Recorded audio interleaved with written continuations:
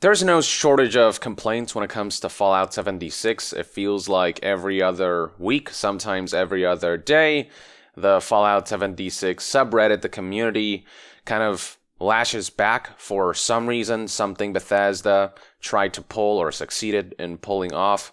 And this time it has to do with the fact that Fallout 76 added more gameplay affecting items to the Atomic Shop, despite the fact that it was promised before the game's launch that Atomic Shop items would all be cosmetic, whereas the gameplay stuff would be doled out for free. So as you can see in this Reddit post right here, they introduced refrigerators for 700 atoms and scrap bots for 500 atoms. Refrigerators slow down the rate at which food spoils, and scrap bots just kind of summon these bots that go around collecting scrap for you. Now, neither of these two items are game-breaking. You could hardly say that they'll make you win at the game per se, but they have their uses, and more importantly, it just feels egregious given the promises Bethesda made in the past about not including gameplay-affecting items in the Atomic Shop, which is why a lot of people feel like this stuff, there should be a free way to earn these items, so via a quest or something, rather than being completely kind of walled off behind the Atomic Shop. Same thing goes for this user who expressed similar sentiments, 2,000 upvotes and 95% approval rate. The headline reads, Robot Gatherer's refrigerator should be quest rewards, not Atomic Shop items. Adding a new functionality behind additional payment is completely opposite to cosmetic-only Atomic Store promise. And indeed, you can see right here, according to Pete Hines, he said, yes, as we have said, there will be cosmetic ones when it comes to the microtransactions. And then when somebody asked if there will be gameplay affecting stuff in there, he said, no, only cosmetic. This was back in August 23rd, 2018. The promises made were very clear. So with all that said, let's talk about the story at hand here. The following information was relayed by PC Gamer, who published the following article whose headline reads, Fallout 76's $5 junk bot was apparently meant to be in the base game. So this junk bot, the scrap bot right here listed as being sold for 500 atoms, apparently this isn't necessarily new content. It's existing content that was stripped in order to be sold separately down the line as a gameplay microtransaction.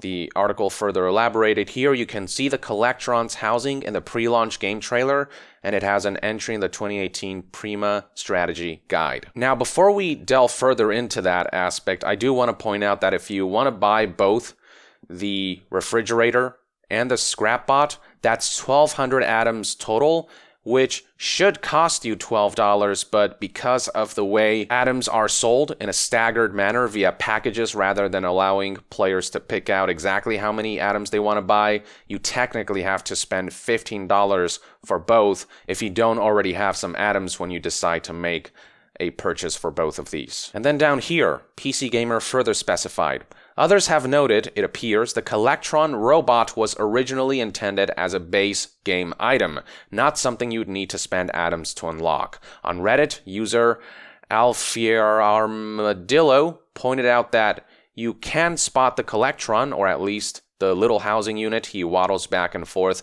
to on his junk collecting patrols, in the official Fallout 76 camp trailer back in June of 2018. This is the Reddit user who pointed this out. It reads right here, the new Atom Shop robot was in the original camp trailer for the game over a year ago. And he linked to a screenshot that he posted, but I actually have the trailer in question at hand, as well as the shot that highlights this right here. That's the pod that the Collectron bots walk back to after they finish their patrol. So it goes to show that this isn't necessarily new content. This is stuff they had already planned for, that after they decided they would no longer adhere to their cosmetics only promise, they sold separately for $5.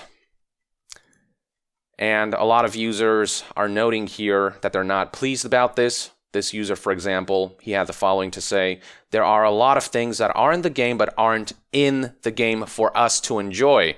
Mounted heads are an example. Firework motor is another. I don't want to say they're holding on to stuff to release in increments in the Atom Store, but the robot. I constantly see stuff while walking around that was buildable in Fallout 4 settlements that you can't build in Fallout 76. I'd always figured it was for some reason like server stability, balancing, or some other limitation that is from this being an online multiplayer game, but now I'm not so sure. And then to further prove that this is really the case, that this microtransaction was actually meant as gameplay content for the base game, here's the Prima guide for Fallout 76. As you can see right here, this is the pod where the Collectron bots reside when they're not out and about patrolling, and this Prima guide was from back in November 2018, so right around the time Fallout 76 released. The fact that this is here suggests that this was planned for a while now to be included in the game. As for the item's description, it reads, "Are you tired of foraging for items by yourself when you could have a couple of friendly Protectron types doing the work for you? Then place down one of these resource-generating machines. The scavenging station produces 13 junk units every hour. The fertilizer produces 25 units every hour. And if your camp or workshop is near a deposit, this menu automatically updates with a resource extractor, aka collector, which when powered up, will turn out a specific amount of valuable ore, mineral, or other material. Use the locksmith perk to add locks to these devices, stopping thieves from stealing your resources." So this is commonly what happens with microtransactions. It's in large part why this type of monetization is abhorred, because they often are not introducing new content. They're just taking readily available content and just kind of doling them out piece by piece at a premium price. In the case of this item right here, the Collectron bots, the scrap bots, $5 for what should be a free update that's implemented in the gameplay loop, in the quest design, whatever it is, as part of gameplay rewards. Not through, currency grind or anything of the sort. Stuff that could help bolster the game, even if a little bit, is taken out to nickel and dime players. I'll emphasize again that the junk bot and the refrigerator are not game breaking. Depends on what your definition of pay to win is, whether it's pay to win. If you're strictly talking about, something affects gameplay, ergo it's pay to win, then sure, it's pay to win. But if your definition is more, does it actually allow you to have this major advantage? This doesn't quite do that. But it's the principle of the thing, the promise Bethesda made that Atomic Shop items would be cosmetic only before backing off on that, the lies that they told on that front. It's about the principle of, offering players the most value possible, not trying to nickel and dime them at every turn. Just not being crappy about the way you handle gameplay content, especially when you promise that gameplay stuff will be free, while it's only cosmetic stuff that will be sold in the shop. It's just very cynical, the way this is handled. Even if it's not the biggest deal in the world in terms of the items that are being sold, it just doesn't land quite right. Not to mention that this sets a dangerous precedent. If we welcome this with open arms, you never know where they're going to push next time they try to move the goalpost a little bit. Recall that Fallout 76, the first time they broke their promise was with the Untouchables limited time gameplay affecting microtransactions where you could purchase these costumes that allowed players to increase their health depending on how many players in the party were wearing costumes.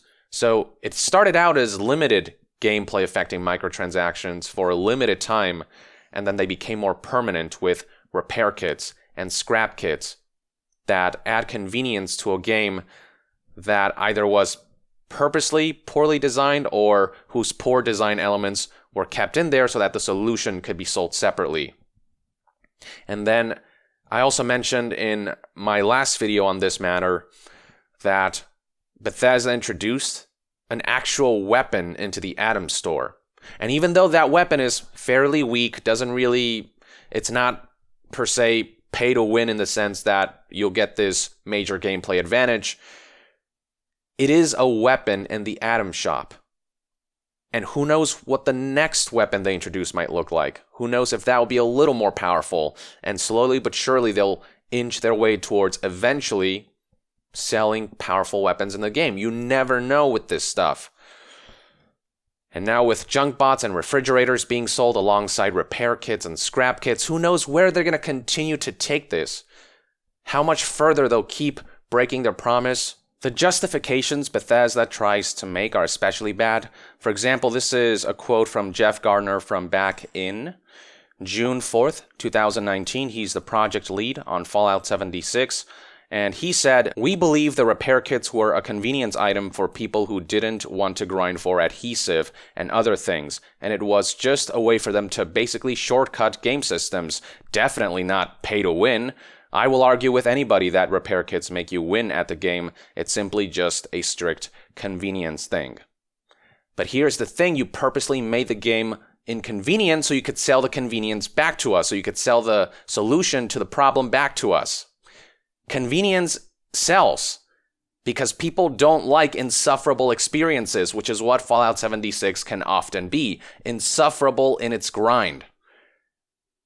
A microtransaction doesn't have to make you God in order to be egregious. Convenience sold at a premium, that's insidious. It's more subtle insidious, but it's insidious nonetheless. Because you're slowly breaking down people's psychological walls. You're slowly kind of making them go through this grind until they eventually throw their hands up and say, "Screw this, I'm just spending the money. I'm tired of this." You're compromising the game design for monetization. That's the bottom line. So this excuse is utter nonsense. This does not absolve Bethesda of anything with how Fallout 76's microtransaction system is handled. With how overpriced Atomic Store items are, by the way. If you want a cosmetic item plus the gameplay features they just introduced, that's going to be a lot of atoms that you're going to have to grind for. 1,200 of those atoms are going to waste because Bethesda decided to lock gameplay features behind the Atomic Store. And they may not be the biggest deal in the world, but some people may want them for any number of reasons. It's still gameplay elements that people would like to just have. But instead, you're forced to throw away atoms at the gameplay stuff so that you'll be tempted to spend money for more atoms in case you do want the overpriced cosmetic stuff. Now, it's important to note that you can technically earn atoms via gameplay, so there is something of a gameplay path towards being able to earn the fridge and the scrap bot. But here's the thing. I used the term paywall in my last video, and maybe it's not technically correct to say so, but it feels that way because whenever a player has to choose between insufferable grind or paying, they're being strong-armed into paying, and it kind of feels like a paywall. Same thing with FIFA. There is a way to earn card packs by playing the game, but if you do so, it's going to be so slow, the grind is going to be so insufferable, you're not going to be able to keep up with the competition. So for me, FIFA is as good as a paywall when it comes to the way they handle card packs, the way they sell card packs. It feels very much paywalled, even though they technically allow you to earn them via gameplay.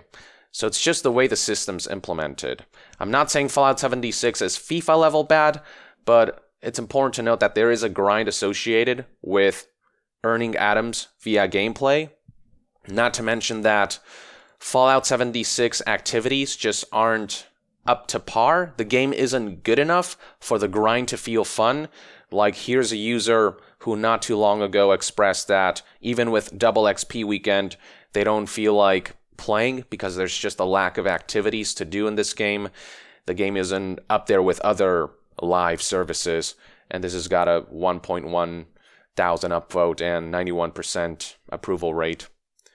And then this user talked about how endgame was kind of nerfed recently with the way events now dish out events randomly rather than allowing players to pick and choose the events that they want to do, so on and so forth. So all of these factors combined create an environment where, it just feels like content such as Fridge and the scrap bots, gameplay features should be handed out as part of the gameplay loop rather than as this separate element in the atomic shop, which is immersion breaking and, just kind of intended to monetize players first and foremost, not meant to be fun in any way.